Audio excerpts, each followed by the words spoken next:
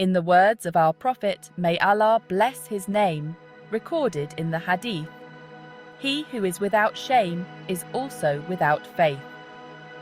Similarly, our age-old saying declares, he who has shame also has Iman. It's clear then, shame is an integral part of Iman. But what exactly is shame? There is a shame born of ignorance. It's like the timidity of a child who's too shy to speak or approach a stranger, even when they've done nothing wrong. Someone who is guiltless before the Sharia and their own conscience, but is ashamed of what they should not be ashamed of, displays a sign of ignorance and low understanding. True shame, however, is felt by someone who commits an action contrary to Sharia laws, human conscience, and dignity. This kind of shame can be divided into two types.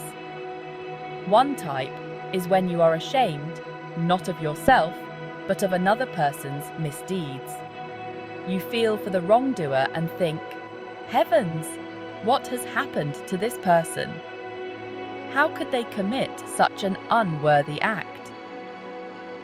The other type of shame comes from your own wrongdoing before the Sharia, before your own conscience and humanity.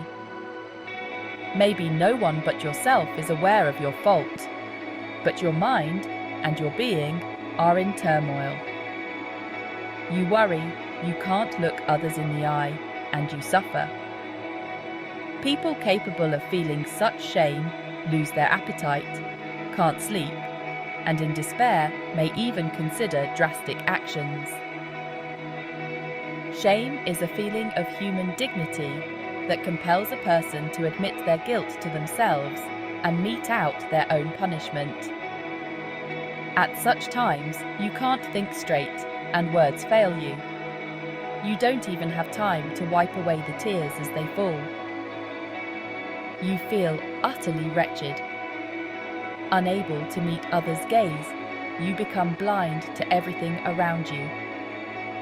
The person who knows about such torment but, instead of forgiving the offender, only makes their suffering worse, is lacking in humanity and mercy.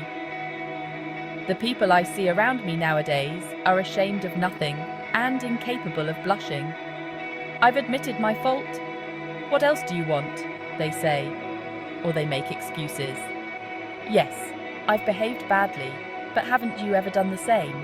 Or they may argue. Others have done worse and still carry on as if nothing happened. Compared to them, I've done nothing wrong.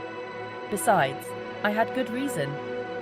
Instead of being ashamed, such people seek to justify themselves. What shall we call such people? Shamefaced or shameless?